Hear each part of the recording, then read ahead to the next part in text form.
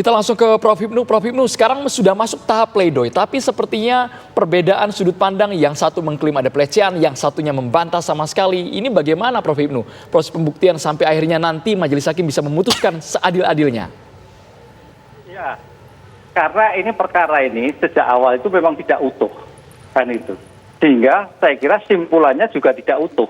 Hakim juga tidak akan berspekulasi terhadap apa yang terjadi pembuktian tentang motifnya. Dengan demikian, hakim akan fokus pada pembunuhan berencana. Itu. Motif sebagai timbul kehendak, ya apa yang ditemukan dalam persidangan. Apa? Bukti sekender. Bukti sekender. Artinya tadi, seperti disampaikan Pak Sugeng tadi, tidak masuk pada kebenaran material. Hakim terikat based on evidence. Berarti apa yang disampaikan di persidangan itulah yang sebagai motif.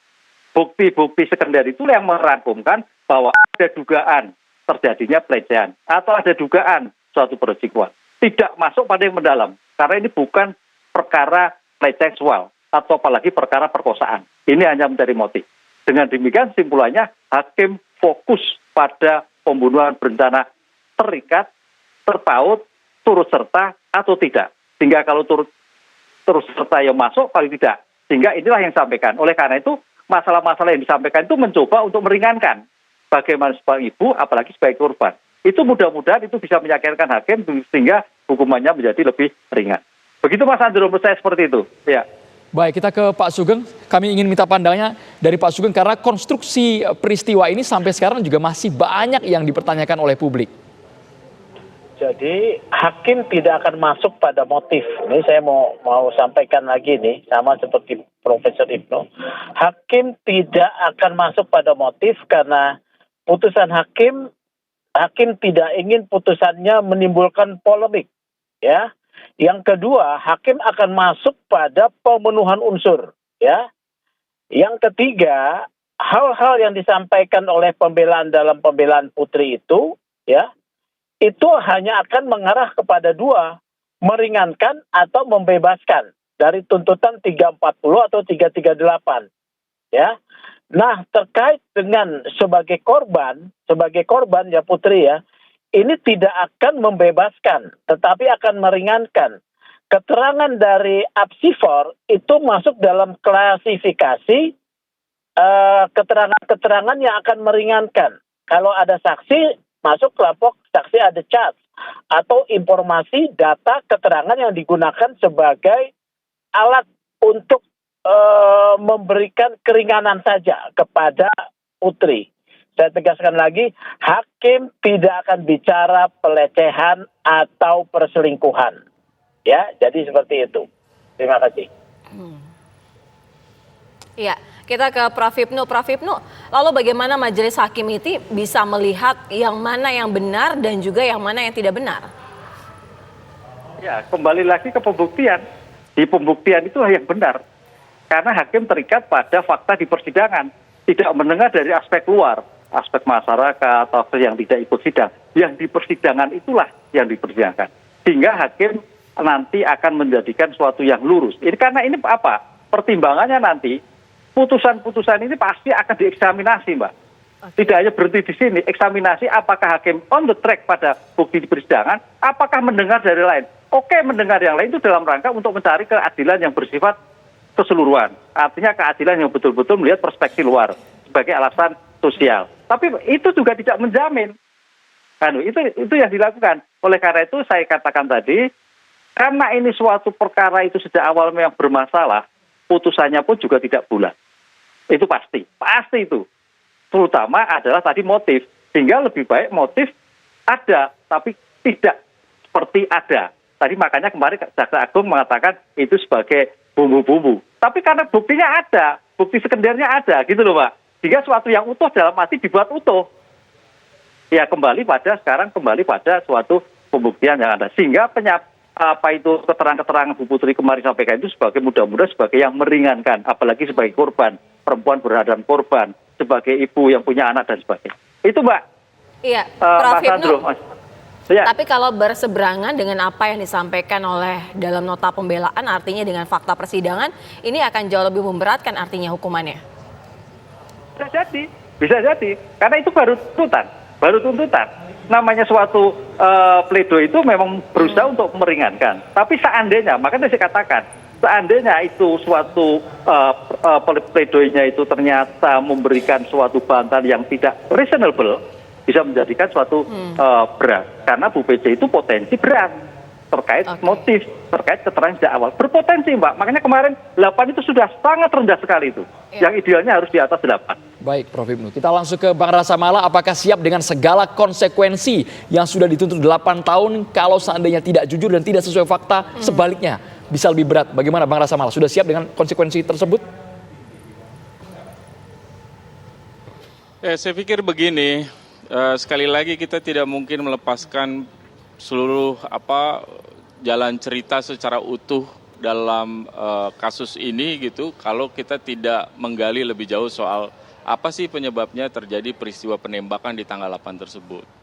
Seluruh keterangan saksi sudah disampaikan, jadi sekali lagi saya garis bawahi, yang dijadikan bukti bukan hanya bukti sekunder, ada keterangan juga dari saksi-saksi, baik itu saksi dari ART maupun saksi ADC pada saat kejadian di tanggal 7. Jadi itu saksi yang ada di TKP yang melihat langsung setelah terjadinya peristiwa kekerasan seksual tersebut, bagaimana keadaan Bu Putri pada saat itu, ya. Itu saya garis bawahi. Kemudian yang kedua, dari kalau kita merefer pada putusan pengadilan yang lain, misalnya kasus Jessica, itu hakim punya kecenderungan di putusan itu disebutkan pentingnya motif dan disampaikan apa motifnya. Saya juga garis bawahi bahwa dalam persidangan ini kita pasti harus bersandar, tadi Prof. Ibnu juga sebut, tentu bersandar pada fakta dan bukti yang betul-betul meyakinkan oleh hakim, ya. Jadi kalau tadi dibahasakan perselingkuhan hanya sekedar sebagai bumbu-bumbu, saya kira kita justru mengingkari logika atau rasio berpikir kita dalam konteks bagaimana sistem peradilan pidana bekerja. Tidak mungkin satu asumsi, satu pernyataan soal peristiwa perselingkuhan hanya dianggap sebagai bumbu-bumbu. Tentu itu harus juga disandarkan pada fakta dan bukti yang dalam persidangan ini, dari sejak awal sampai dengan selesainya pembuktian, kami tidak menemukan satu bukti apapun dari saksi, dari alat bukti yang lain yang menunjukkan adanya perselingkuhan.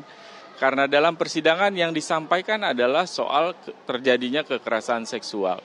Nah, apakah kemudian Bu Putri Candrawati akan bisa dijerat dengan karena tadi bicara apakah pidana akan dijatuhkan, Ibu Putri Candrawati dianggap bersalah atau tidak, tentu yang jadi ukuran adalah apakah perbuatan atau kontribusi Ibu Putri dalam peristiwa itu mencocoki unsur-unsur yang ada di 340 atau 338. Itu yang kemudian kemarin mau dibuktikan oleh jaksa penuntut umum.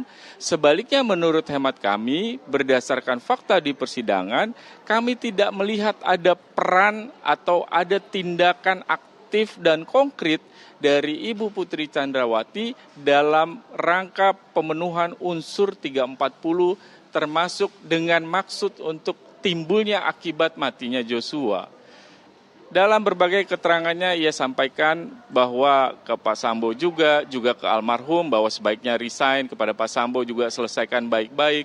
Bahkan dalam peristiwa terjadinya penembakan tersebut dia tidak ada di ruang tempat penembakan itu terjadi, dia ada di dalam kamar di Duren 3 pada saat itu.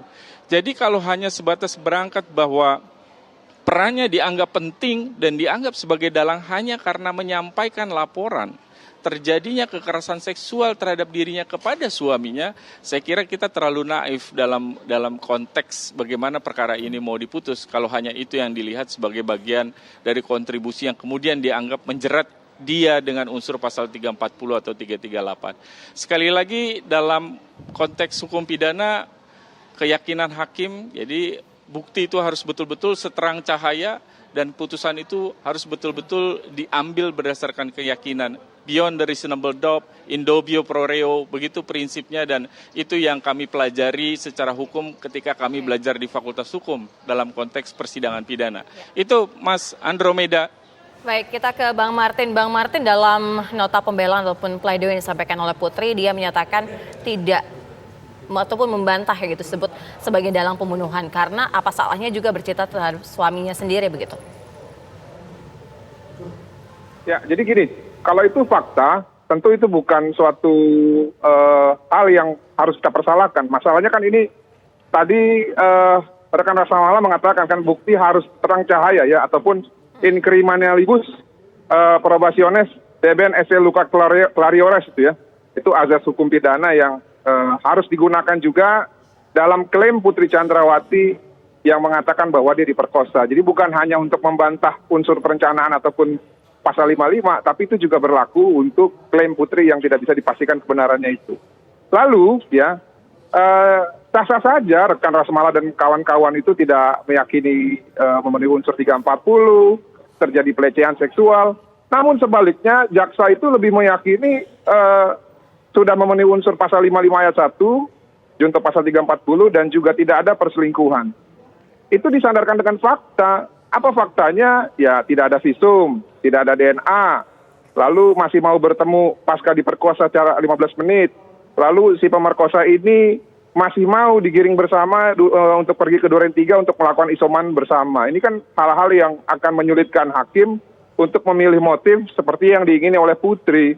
Nah, oleh karena itu kami menghimbau kepada hakim dalam memutus perkara nanti agar mempedulikan ya harkat martabat dari keluarga korban dan juga Joshua. Jangan sampai korban yang sudah dibunuh secara sadis, secara berencana ini akan dibunuh lagi untuk yang kedua kalinya dengan distigmatisasi dengan motif yang tidak bisa dibuktikan, yaitu pemerkosaan. Lalu yang terakhir nih, menurut saya ya, Bang Andromeda dan Mbak Sera, kalaulah nanti ini harus beradu motif ya antara pemerkosaan dan perselingkuhan yang sesuai dengan surat tuntutan jaksa, saya curiga apabila hakim yakin dengan perselingkuhan, ini akan memberatkan Putri Chandrawati. Kenapa? Karena ada perbedaan antara apa yang disampaikan ataupun klaim Putri kepada Ferdy Sambo, yaitu mengaku diperkosa, namun fakta yang sebenarnya terjadi itu adalah perselingkuhan. Kalau hakim yakin dengan motif ini, saya pikir tidak mustahil bahwa Putri akan dihukum lebih berat daripada tuntutan. Karena kenapa? Putri akan dianggap sebagai pemicu ataupun menjadi biang kerok dalam peristiwa tindak pidana yang merampas nyawa milik Joshua. Demikian. Terima kasih Bang Martin Lukas, Bang Rasa Mala, kemudian Prof Hipnu dan juga Pak Sugeng sudah bergabung di Kabar Petang.